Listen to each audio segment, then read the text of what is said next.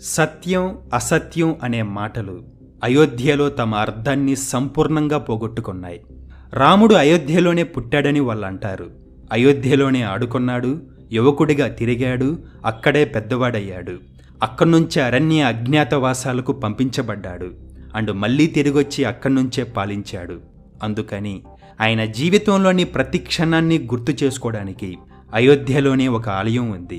ఆయన ఆడుకున్న చోట గులేలా మందిరు ఉంది. ఆయన చదువుకున్న చోట వశిష్ఠ మందిరు ఉంది. అలాగే పాలించిన చోట ఒక మందిరం, భోజనం చేసిన చోట సీతా రసోయి ఉంది.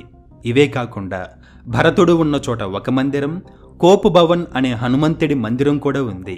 చివరికి సుమిత్ర మందిర్, దశరథ భవన్ కూడా ఉన్నాయి. సో దీన్ని బట్టి ఆర్కియాలజిస్టుల ప్రకారం, చరిత్ర ప్రకారం ఆ మందిరాలన్నీ కూడా 400 నుండి 500 సంవత్సరాల కింద కట్టినవి. కానీ ఆ కాలంలో ఈ దేశాన్ని మొఘలులు, ముస్లింలు పాలిస్తున్నారు.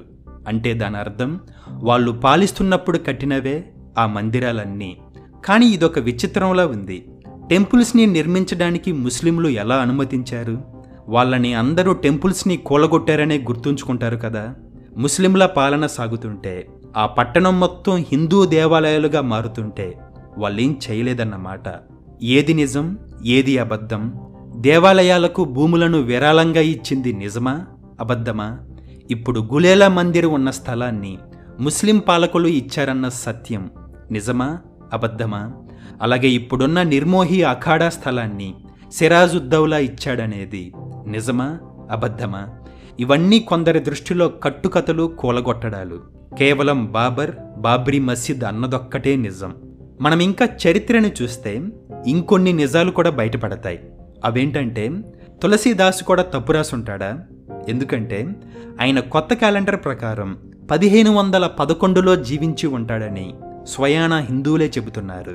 కానీ బాబర్ రామమందిరాన్ని కూల్చి 1528 కాలంలో ఆ మందిరంపై బాబ్రీ మసీదు నిర్మించాడని మళ్ళీ వీళ్ళే అంటారు. అది నిజమైతే తులసీదాస్కు ఆ సంగతి ఖచ్చితంగా తెలుసుండాలి. ఎక్కడో ఒక చోట రాసి ఉండాలి. కానీ ఒకవైపు బాబర్ రామమందిరాన్ని కూలగొడుతుంటే మరోవైపు తులసీదాసు ఏమి రాస్తున్నాడో తెలుసా? మాంగ్కే ఖైబో మసీద్ మే సోయిబో. అంటే దాని అర్థం బెచ్చమెత్తుకొని తింటాను, మసీదులో నడుము వాలుస్తాను.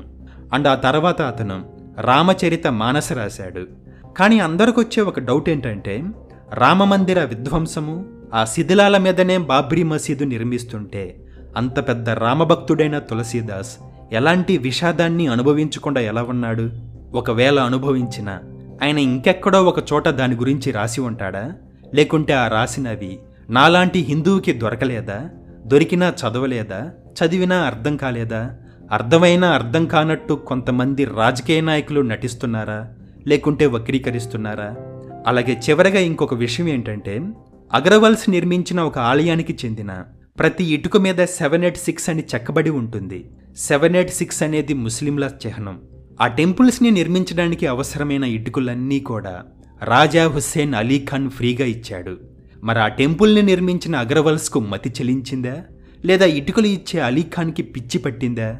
ఏది ఏమైనా అయోధ్యలో ఎత్తుతున్న చేతులలో ఏవి హిందూ చేతిలో, ఏవి ముస్లిం చేతిలో గుర్తించలేం. ఎందుకంటే అక్కడ దేవుడి కంటే రాజకీయం విలయతాండవం చేస్తుంది. అలాగే ఇంకొక ఉలిక్కిపడే విషయం ఏంటంటే, రామమందిరం ఓపెనింగ్ సందర్భంగా అవసరం లేకపోయినా, డెలివరీకి ఇంకా టైం ఉన్నా, ఈరోజు మన దేశంలో లక్షల మంది సిజేరియన్ కాన్పులు చేయించుకుంటున్నారు.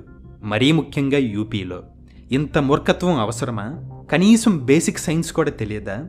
39 నుంచి 40 వారాలు ఉన్నప్పుడు, కఠినమైన కాన్పులప్పుడు, లేదా కడుపులో పిండం అడ్డం తిరిగినప్పుడు, లేదా ప్లాజెంటా అబ్నార్మాలిటీ పొజిషన్లో ఉన్నప్పుడు మాత్రమే సి సెక్షన్ చేస్తారు.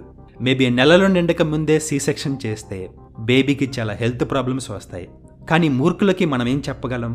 చివరగా మరొక మాట తప్పితే, మనం ఒక విచిత్రమైన లోకంలో బ్రతుకుతున్నాం. ఇక్కడ సైంటిస్టులు జ్యోతిష్యం మాట్లాడతారు, బాబాలు, బురిడీగాళ్ళు సైన్స్ బోధిస్తారు, ఇతిహాసకులు చరిత్రని రాస్తారు, సినీ నటులు మూఢభక్తిని స్ప్రెడ్ చేస్తారు, ఎన్ఆర్ఐలు భారతదేశాన్ని ఎలా ప్రేమించాలో చెబుతారు, ఇక క్రిమినల్స్ విలువల్ని బోధిస్తారు, రాజకీయ నాయకులు దేవుడి గురించి మాట్లాడతారు. ఇంత జరుగుతున్నా దేవుడు మాత్రం సైలెంట్గా ఉంటాడు.